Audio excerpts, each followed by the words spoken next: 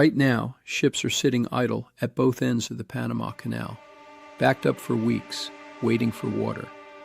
Not because of a war, not because of a mechanical failure, but because there simply is not enough rain. The canal that helped build the modern world is facing a crisis its builders never imagined. And to understand why that matters, you have to understand what this 51 miles of water actually does, and what it costs to put it there. The Panama Canal handles somewhere between 6 and 7% of all global maritime trade.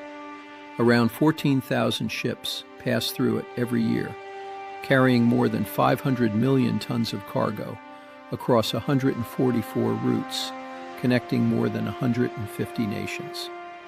For the United States alone, roughly 40% of all container traffic moves through this single corridor.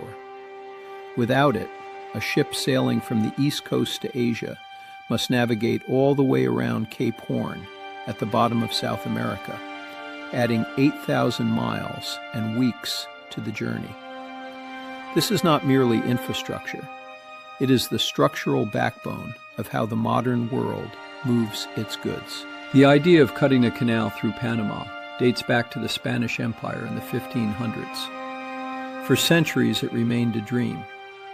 Then, in 1881, the French arrived, led by Ferdinand de Lesseps, the celebrated engineer who had triumphantly cut the Suez Canal through Egypt a decade earlier. De Lesseps envisioned a sea-level channel straight through the isthmus. He launched the project with great fanfare, but Panama was not Egypt. The jungle was relentless. Rains triggered landslides that refilled excavations overnight. And then the disease arrived. By 1883, more than 400 workers a year were dying. Yellow fever and malaria tore through the labor camps. Here is where the story takes a deeply dark turn. French doctors, trying to protect their hospital wards from insects, placed bed legs in water-filled pots to keep ants away. What they did not know was that those pots became perfect breeding pools for the very mosquitoes carrying yellow fever. The hospital itself was accelerating the dying. By 1889, an estimated 22,000 workers had perished. The company went bankrupt. De Lesseps faced criminal charges. The first attempt to cross Panama had ended in catastrophe. The United States watched all of this very closely. President Theodore Roosevelt saw not a failed project, but an unfinished strategic necessity. A two-ocean navy needed a passage between the oceans. Commerce demanded it.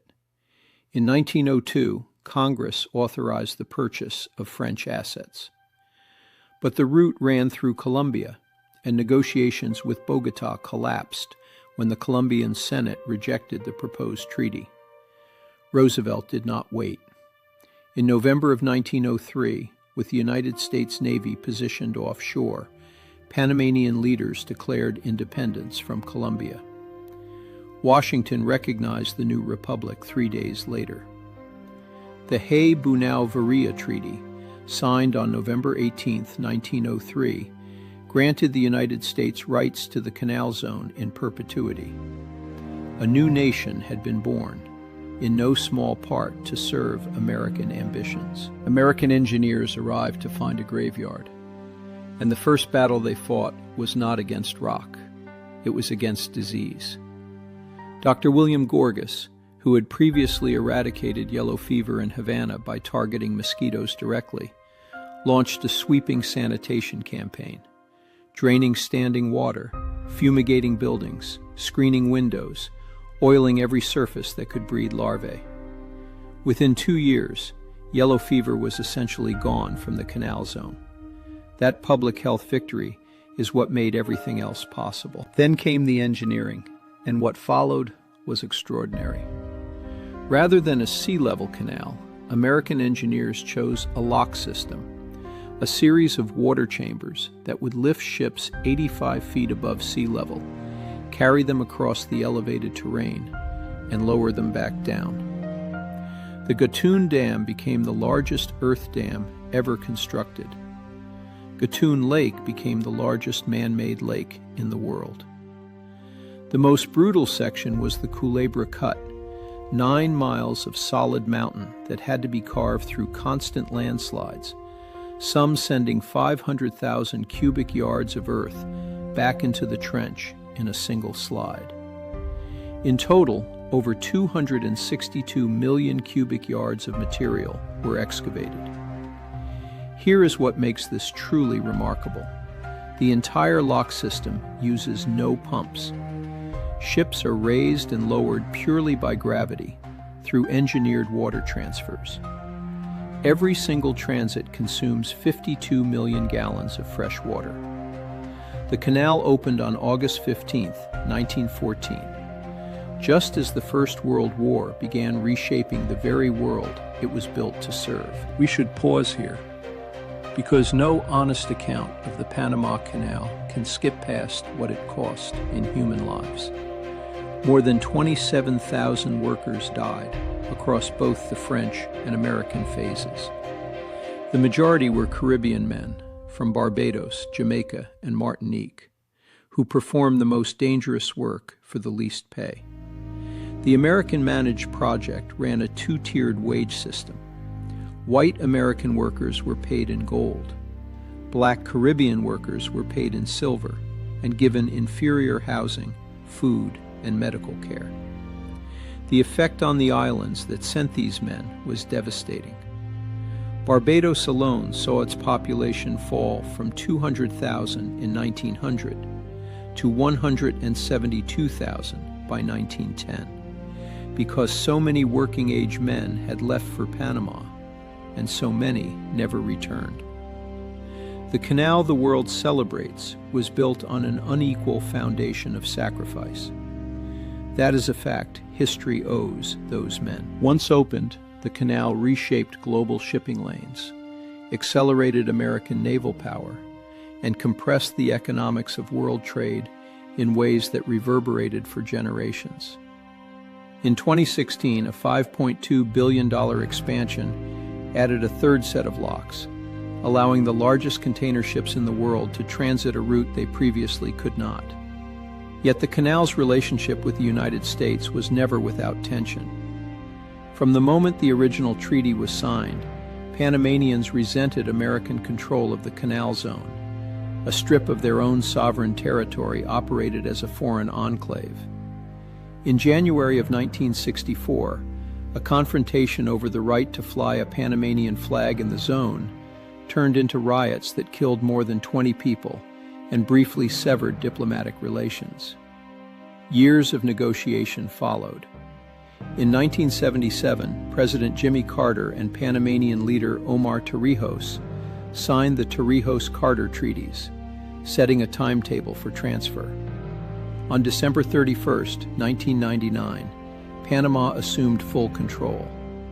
The American flag came down. A century-long political struggle was finally resolved. And now, the canal faces a challenge no treaty can address. Because remember, that gravity-powered lock system requires an enormous and constant supply of fresh water. Every transit draws 52 million gallons from Gatun Lake. The entire operation depends on reliable rainfall in the watershed. In 2023, a combination of El Niño and accelerating climate change brought a historic drought. Gatun Lake fell far below normal levels. By November of that year, the Panama Canal Authority had cut daily transits from 38 vessels down to 24, a 37% reduction in capacity. Ships queued for weeks at both entrances. Fiscal year 2024 recorded a 29% drop in total vessel transits. Freight rates spiked. Shipping companies rerouted around Africa. And alongside this climate stress, a new geopolitical dimension emerged. Chinese state-backed companies had acquired control over ports at both ends of the canal. Washington took sharp notice. Panama subsequently withdrew from China's Belt and Road Initiative. But the episode underscored just how vital and how vulnerable this stretch of water has become. The Panama Canal was born from imperial ambition, engineering audacity, and an enormous human cost. It transformed the speed and economics of global trade. It helped knit together the modern world. But the threat it faces now is one its builders never anticipated. Not terrain, not disease, not politics. Water. The canal that changed the world now depends on whether the world can change fast enough to protect it. That is the question our generation inherits. Thank you for joining me today. If this story raises questions for you about infrastructure, climate, or the hidden foundations of modern life, I would genuinely love to hear your thoughts in the comments below.